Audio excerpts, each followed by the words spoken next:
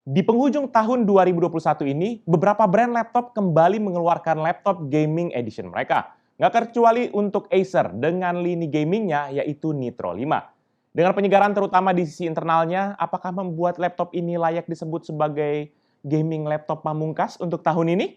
Kita akan coba lihat sama-sama ya. Seperti apa detailnya? Let's check it out!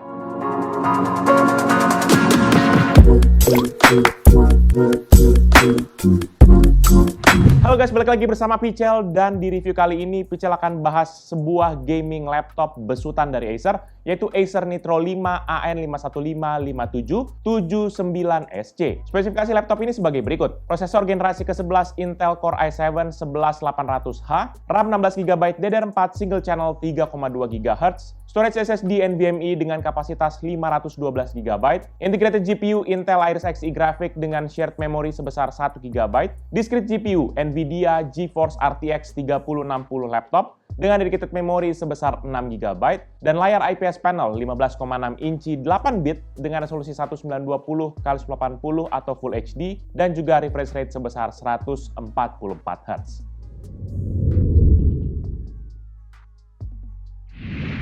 Di bagian desain, laptop ini masih setia dengan pakem desain laptop Acer Nitro secara umum. Dengan menggunakan kode warna shell black, yaitu kombinasi warna hitam dan juga merah marun, membuat laptop ini tuh terlihat garang dan juga misterius. Keseluruhan bodinya ini sendiri tuh ditutup dengan warna hitam dengan matte finish, dengan permukaan yang halus, dan disertai dengan aksen berbentuk X berwarna merah marun pada bagian exhaust ventilation-nya. Tapi jujur aja ya, desain laptop ini tuh sepertinya sudah agak membosankan kalau buat Pichel sih ya. Nggak ada yang bisa kita ambil sebagai ciri khas laptop ini dibandingkan dengan laptop Acer Nitro yang lainnya. Oh iya, permukaan bodi laptop ini juga gampang banget nih untuk meninggalkan cap sidik jari. Jadi selain gaming gear yang mumpuni, siapkan juga ya lap microfiber buat jadi tool tambahan untuk laptop ini. Pada bagian display cover hanya terdapat logo Acer berwarna hitam dengan glossy finish, dan di bagian bawah hanya terdapat 4 buah pad karet sebagai kaki-kaki dari laptop ini, dan juga grill-grill ventilasi sebagai sumber udara segar untuk bagian mesinnya.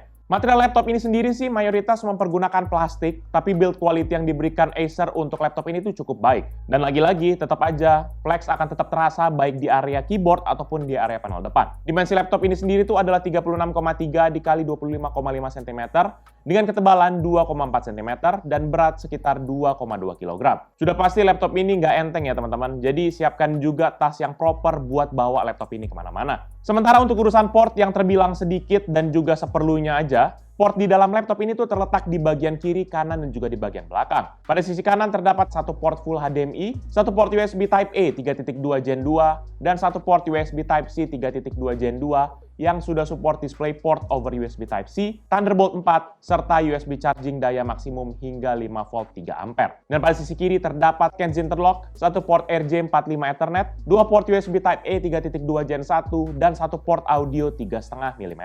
Sedangkan charging port ditempatkan pada sisi belakang dari laptop, dan juga ditemani oleh dua buah LED indikator di bagian atasnya untuk charging status dan juga power pada bagian sisi atas dekat dengan area engsel layarnya.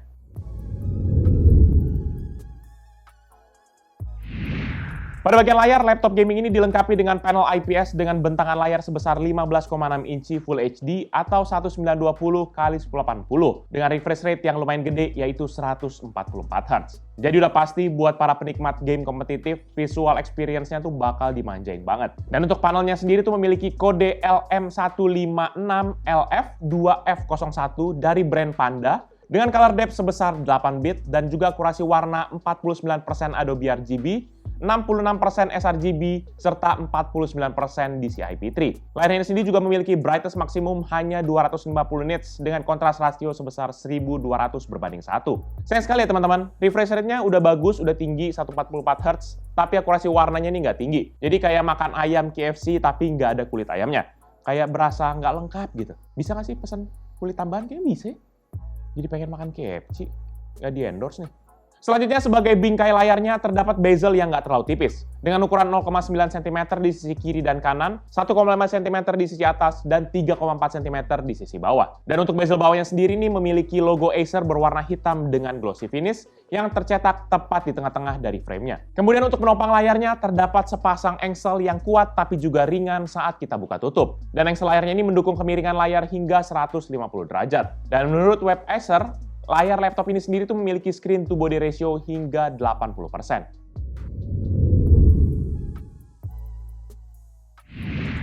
Sektor input device, seperti laptop pada umumnya, laptop gaming ini hanya dilengkapi dengan dua buah input device. Yang pertama yaitu keyboard, dengan warna dasar hitam dan juga dilengkapi dengan font berwarna putih, membuat keyboard laptop ini tuh berpadu baik dengan warna bodi laptopnya itu sendiri. Secara layoutnya sih standar aja, cuma karena memang laptopnya lebar, jadi number pad juga bisa dimasukkan pada bagian kanan. Untuk keycap disknya sendiri tuh pas di ujung-ujung jari kita, dan travel distance-nya juga memang cukup pendek ya, tapi terasa empuk dipakai terutama pada saat bermain game yang membutuhkan pergerakan secara cepat. Keyboardnya ini sendiri juga dilengkapi dengan backlight RGB yang bisa kita setting pada aplikasi NitroSense, dan memiliki 4 tingkat kecerahan yang bisa kita atur dengan kombinasi tombol F9 ataupun F10. Dan yang kedua yaitu touchpad. Ukurannya nggak terlalu besar, yaitu 10,6 x 7,8 cm saja, dan juga posisinya agak menjorok ke kiri. Jadi kayaknya touchpad ini dibuat bukan untuk keperluan gaming, soalnya kalau kita main game walaupun pakai laptop, untuk navigasi pasti lebih sering pakai mouse ataupun gamepad kita kan. Ada juga sih teman-teman yang memang main CSGO ataupun GTA pakai touchpad laptop gitu ya.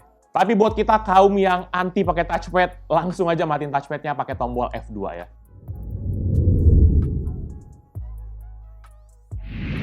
Urusan performa, laptop ini memiliki prosesor dari Intel yaitu Intel Core i7 11800H dengan arsitektur 10 nanometer yang memiliki total 16 inti, yaitu 8 inti fisik dan juga 8 inti virtual, serta TDP 45 Watt. Base frekuensi prosesornya sendiri adalah 2,3 GHz dengan turbo frekuensi hingga 4,6 GHz. Seperti biasa, kita akan menguji performa laptopnya dengan menjalankan serangkaian benchmark, dan kali ini pixel setting dalam mode high performance, dan juga setting maximum fan speed. Ini semua bisa kita atur pada aplikasi NitroSense, dan tidak lupa juga kita colokkan dengan adaptor listrik. Yang pertama dengan Cinebench R20, dan dalam 3 kali pengujian, laptop ini mendapatkan skor rata-rata 3.853 poin. Berikut ini merupakan perbandingan dengan laptop dan PC yang bisa pernah review.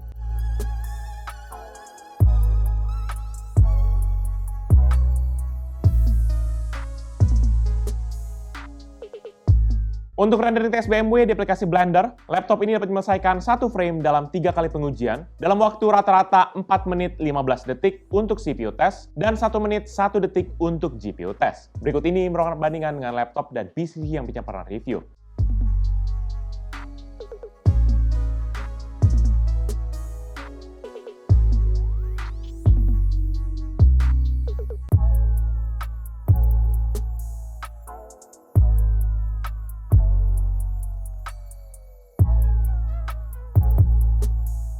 Untuk PC Mark 10 sebagai gambaran overall performa dari laptop ini, skor yang didapat adalah 10.013 untuk esensial, 9.519 untuk productivity, dan 9.129 untuk digital content creation. Secara rata-rata, laptop ini mendapatkan skor sebesar 6.844. Berikut ini perbandingan dengan laptop dan PC yang bisa pernah review.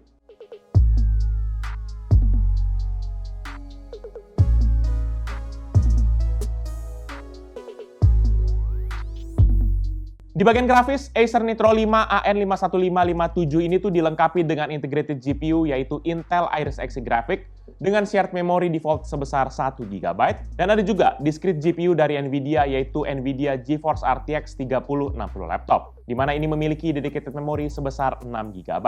Dan kita coba tes GPU-nya dengan 3D Mark Time Spy, dan pertama dengan integrated GPU, hasilnya adalah 658 untuk grafik dan 5937 untuk CPU, sehingga rata-ratanya adalah 759 poin. Yang kedua dengan discrete GPU, dan hasilnya adalah 6702 untuk grafik dan 6997 untuk CPU, sehingga hasil rata-ratanya adalah sebesar 6744 poin. Berikut ini merupakan perbandingan dengan laptop dan PC yang bisa pernah review.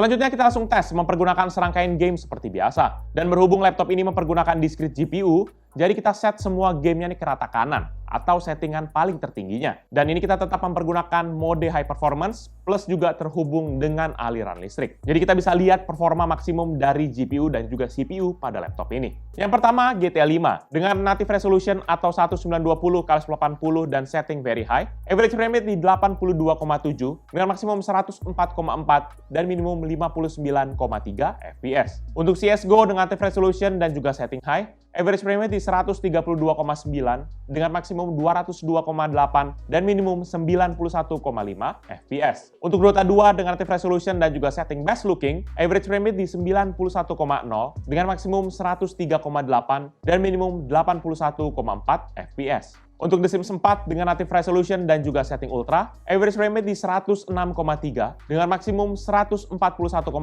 dan minimum 12,9 FPS. Untuk FIFA 22 dengan native resolution dan juga setting ultra, average frame rate di 93,9 dengan maksimum 111,2 dan minimum 49,4 FPS. Untuk Need for Speed Heat dengan native resolution dan juga setting ultra, average frame rate di 53,6 dengan maksimum 67,9 dan minimum 37,8 FPS. Dan terakhir untuk Genshin Impact dengan native resolution dan juga setting high, average frame rate di 59,5 dengan maksimum 60,9 dan minimum 52,9 FPS. Untuk tes rendering, Pichel jalankan Adobe Premiere mempergunakan Pichel Premiere Benchmark. Dan hasilnya, laptop ini berhasil merender project 15 klip 4K dengan format H264 dan juga preset high quality 4K dalam waktu 6 menit 49 detik. Berikut ini perbandingan dengan laptop dan PC yang Pichel pernah review.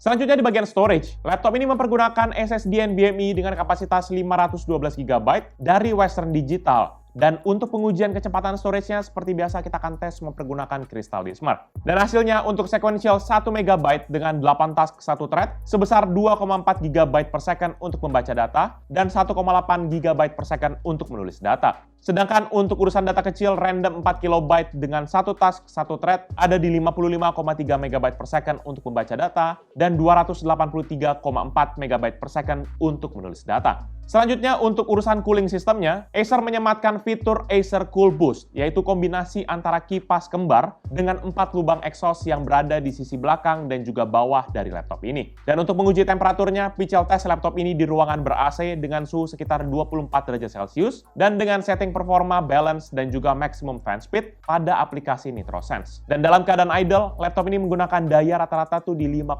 watt dengan CPU usage berada di bawah 1%.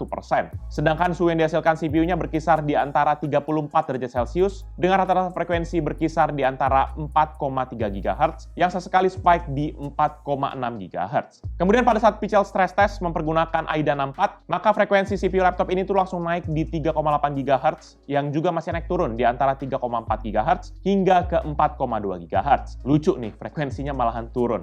Sedangkan powernya melonjak beberapa saat hingga di 86,1 watt hingga menyentuh temperatur 95 derajat Celcius. Dan kemudian prosesornya mengalami throttling dan dayanya perlahan turun hingga ke 67 watt. Sedangkan suhu yang dihasilkan CPU-nya berada stabil di 89 derajat Celcius. Dan saat yang sama pada waktu kita stress test, kita coba cek temperatur body di area keyboard, maka berkisar di antara 28 hingga 29 derajat Celcius. Dan untuk bagian bawah laptopnya ini nggak jauh beda, berada di sekitar 29 derajat Celcius pada bagian grill ventilasi dan 30 derajat Celcius pada bagian exhaust di sisi engsel layar. Kalau berdasarkan pengetesan barusan, performa laptop ini nggak usah ditanya lagi ya. Game model kayak apapun juga bisa dijalankan dengan baik. Namun sekedar catatan bahwa ini dalam mode memori single channel. Sehingga kalau aktif dual channelnya harusnya tuh bisa lebih tinggi lagi performanya. Dan juga untuk urusan manajemen suhu gitu ya, Pichel bisa bilang bahwa laptop ini bagus. Ya bisa jadi banyak hal. Pertama karena Pichel ngetesnya di ruangan ber-AC, tapi kayaknya karena kipasnya tuh juga bisa putarnya lebih kencang, jadi kayak ya memang jadi lebih bagus gitu. Tapi bisa jadi kalau misalnya kita pakai di ruangan yang non AC gitu ya, bisa jadi akan berbeda sih suhunya.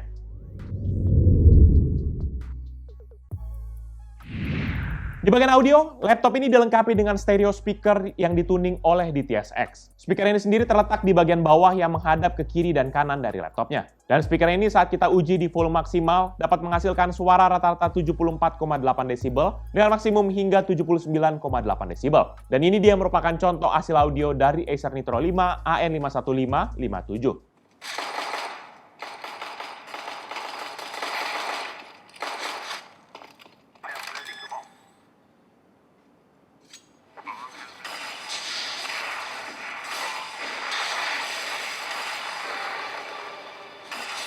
Pay for what you've done.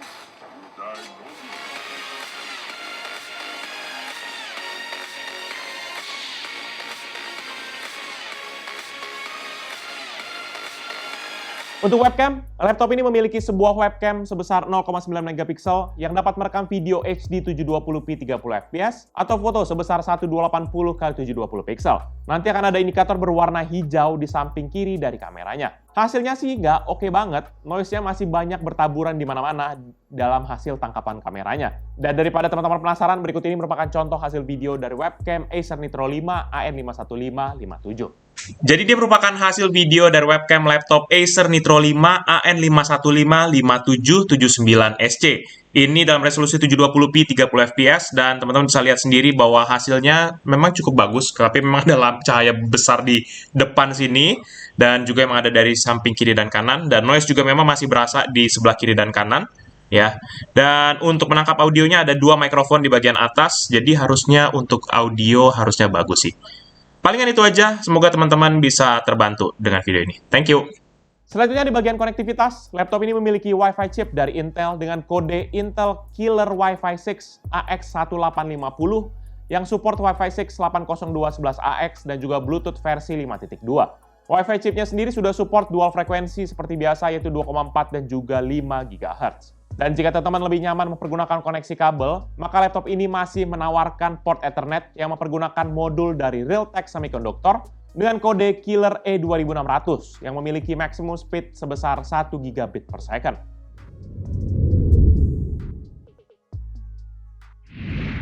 Di bagian baterai, laptop ini memiliki baterai internal dengan kode AP18E8M dengan kapasitas 55.000 mAh dan berbahan lithium ion. Dalam pengujian baterai yang mempergunakan PC Mark 10 dengan skenario Modern Office, maka laptop ini dapat bertahan selama 5 jam 40 menit dari 100 hingga 6% baterainya. Dan pada saat kita menggunakan mode gaming plus juga full brightness, maka laptop ini hanya dapat bertahan selama 1 jam 13 menit dari 100 hingga 6% baterainya. Sedangkan untuk pengisian daya, kita bisa mempergunakan charger bawaannya dengan daya 19,5 volt dan juga 9,23 ampere dengan total daya 180 watt. Dan untuk pengisian dayanya dengan charger bawaannya ini dari 4 hingga 100% membutuhkan waktu sekitar 2 jam 22 menit dalam kondisi laptop tidak digunakan.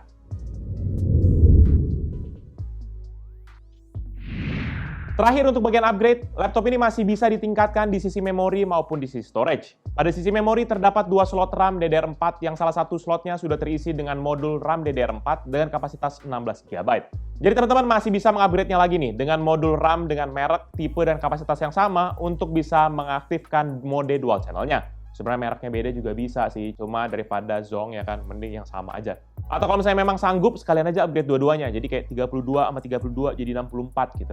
Dan di sisi storage terdapat 2 slot NVMe 2280 yang salah satunya sudah terisi dengan modul SSD NVMe dengan kapasitas 512 GB. Teman-teman bisa menambah kapasitas storage-nya dengan mengisi slot kosong ataupun kayak tadi, upgrade aja NVMe bawaannya semua gitu. Tapi kalau misalnya kita yang mau lebih hemat gitu ya, masih ada kok 1 slot kompartemen untuk hard disk ataupun SSD SATA ukuran 2,5 inci. Yang upgrade kitnya tuh sudah disediakan dalam paket penjualan. Selebihnya nggak ada lagi opsi upgrade untuk laptop ini. Overall, menurut data pribadi Pichel, laptop Acer Nitro 5 AN5155779SC merupakan laptop gaming yang bisa dibilang hampir nggak ada bedanya dengan laptop gaming Acer Nitro yang sudah beberapa banyak Pichel review. Paling peningkatan yang bisa kita lihat ada di CPU, yaitu udah pakai 11 Gen, dan juga GPU ya, yaitu udah mempergunakan RTX 3060 laptop. Jadi sebenarnya secara performa nggak usah lagi diragukan untuk kemampuannya. Mau main game yang ringan sampai game yang berat, kayaknya bisa dilibas ya dengan usaha yang nggak terlalu besar lah. Apalagi kalau misalnya teman-teman sudah menambah RAM-nya dan juga mengaktifkan fitur dual channel-nya, pasti jadi lebih ngegas lagi nih laptop. Paling yang menjadi drawback dari laptop ini adalah yang pertama desain ya, yang udah mulai agak monoton ya. dan juga adalah akurasi warna pada layarnya yang kayak seadanya aja. Jadinya memang laptop ini hanya spesifik buat kita yang suka ngegame aja, nggak bisa buat teman-teman yang memang untuk keperluan desain grafis. Dan juga satu lagi, bodinya ini gampang banget jadi jorok, jadi teman-teman harus banget siapin kain lap ke bawa kemana-mana gitu. Laptop ini dibanderol dengan harga 18 jutaan untuk varian yang Pichel review sekarang, dan ada juga mulai dari 17 jutaan untuk varian yang ada di bawahnya, yang mempergunakan GPU RTX 3050 Ti, dan juga ada yang di atasnya yaitu 19 jutaan untuk yang menggunakan GPU RTX 3060 laptop dengan RAM yang sudah di-upgrade ke 32 GB. Jadi paling itu aja review dari Pichel kali ini terkait dengan Acer Nitro 5 AN51557. Buat teman-teman sekalian yang berminat dengan produk ini, bisa cek produknya di description yang Pichel akan cantumkan di bawah ini. Dan buat kalian sudah menonton dan juga suka kan video ini, pastikan klik hit like dan jangan lupa share ke teman-teman kalian. Tapi kalau kalian suka, kalian bisa langsung dislike aja video ini. Kalian juga bisa pertimbangkan untuk subscribe agar bisa mendapatkan informasi mengenai video dari Pichel berikutnya. Dan bisa juga kunjungi sosial media kita yaitu Facebook, Twitter, Instagram, TikTok, Hello, ataupun website kita yaitu pichelmediagroup.com. Oh ya, buat teman-teman sekalian yang suka game retro konsol ataupun game-game yang arcade begitu ya, bisa kunjungi channel kita yaitu Pichel Main Game, ataupun untuk yang penasaran tentang video di belakang layar dari Pichel, bisa kunjungi channel PMG Fans. Jadi itu dia video dari Pichel kali ini. Thank you guys for watching. I'll see you in the next video. Bye-bye.